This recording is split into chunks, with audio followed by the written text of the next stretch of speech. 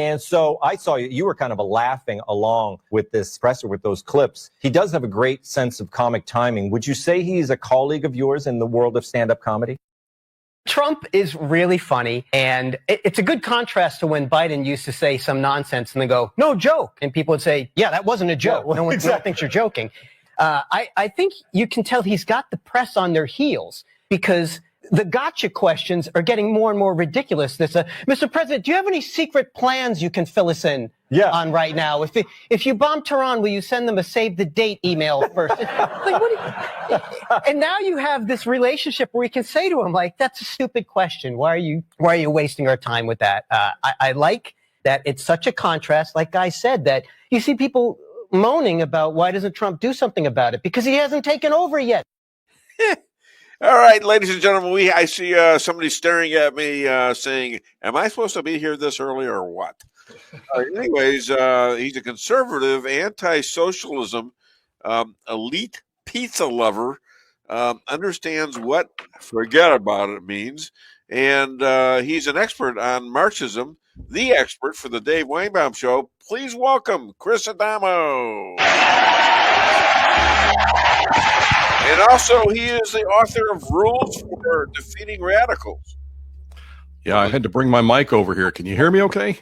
I can hear you. Can you hear me?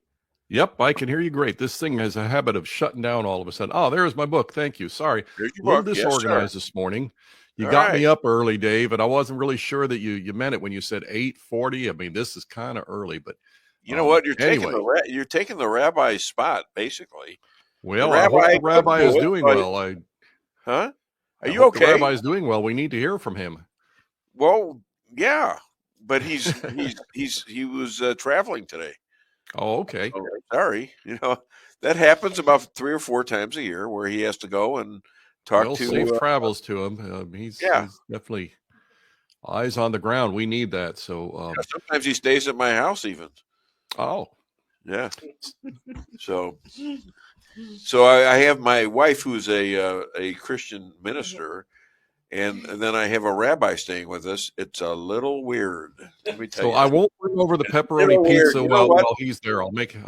You know what? I got somebody gave me a the gal that cleans her house a couple times once a week, and my wife has this big sword for being a minister. Sword of Truth. Okay, good. The church out here that she got it from. I mean, this thing is huge. It's the Sword of Solomon, right?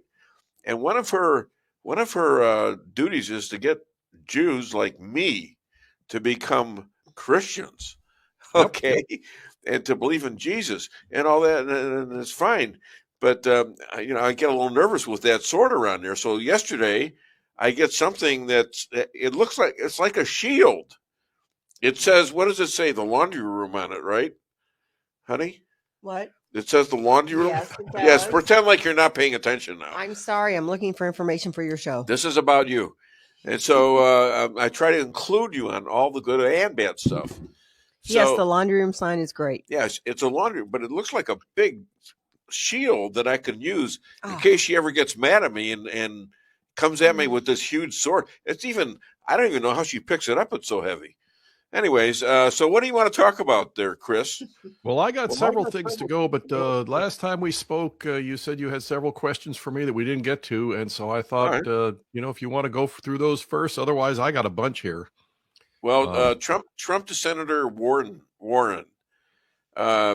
Pocahontas can play political games and send toothless letters, but Trump-Vance transition will continue to be held to the highest ethical legal standards possible, a standard unfamiliar to a career politician whose societal impact is 1,024th.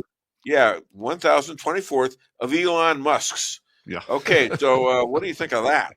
Oh, I loved it. That came from Donald Trump Jr., I believe, originally. But there's something going on here, and I'm so happy that our side is handling it that way. Let me give you a totally different headline, but points to the same thing. Okay, New York's corrupt Governor Hochul, who she's a leftist Democrat. She presided over that entire fiasco, that entire just criminal endeavor of a trial there in Manhattan. And she put out a statement, I believe just yesterday, that she will consider pardoning Trump if he shows remorse. Okay, now that trial was a sham. That trial was an absolute disgrace of anything we could call justice. It was done specifically. I would get her investigated and indicted so quick as soon as absolutely. Trump gets number one. Well, he's got other stuff to do, but you know. Oh yeah, he's got a long list to do. You're absolutely right. He's got to nail her butt too, because that's the alternative. Here's the thing now. In the past, these Democrats have gotten away with this. What she is actually saying, if you read between the lines, what she's saying is we're going to get caught for the total disgrace of legality and justice that whole sham trial was. We're going to get caught. Yeah. Excuse me. But if we can get Trump to say that it was that he shows remorse, he's sorry about what he did, he'll validate the whole thing. He'll give the whole thing credence. Okay, so this is what maybe he's willing to sell his integrity for the sake of a cheap pardon. Okay, this is a desperate attempt on her part. Thankfully, is she not looking at what Trump is doing now with the budget? Oh yeah, she's looking at that, and believe me, she is scared to death of it. So if they're all scared to death, this is a desperate attempt to gain credibility, because the alternative is that if he doesn't show remorse or do something to give her sham trial credibility, then she's got to either put up or shut up. And she knows that if the actual facts of this whole situation come out, she's dead meat. She's her goose is cooked, whatever you want to say. The thing is with these people is that they will go down fighting with this kind of stuff. In the past, it has worked. If this was Jeb Bush in there or Mike Pence, this kind of thing, well, okay, I'll show remorse. I'm sorry that I did something that made you mad. Exactly. Please give me my pardon. Trump isn't doing that, and God bless him, he shouldn't do that. He can't do that. Right. He couldn't mentally do it. He couldn't wrap himself around to do it. And he shouldn't do it. That's the thing. So many of the other Republicans did. You brought up Governor Hochul. Let's talk about Mayor Adams, who is now thinking about becoming a Republican. Why? Because he went through this. He's going through the same lawfare thing that Trump has gone through and is going through still.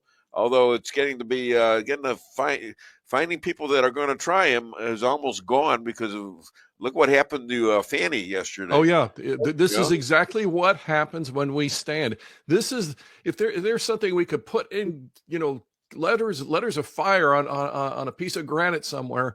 If you stand for the truth in the face of these onslaughts will fall apart. And by the way, you can put my book up there if you want, because this is the main premise. My guy went out. I'll get it back up. Already. But this is the main premise. Rules for defeating radicals by this gentleman. Alinsky's rules for radicals only work on those who allow it. So if they attack you with something and you go on the defensive and try to play nice and apologize, you've just validated the attack. Remember these words: up yours. Up yours. I'm not doing it. And they're not standing for it. And this is every issue we're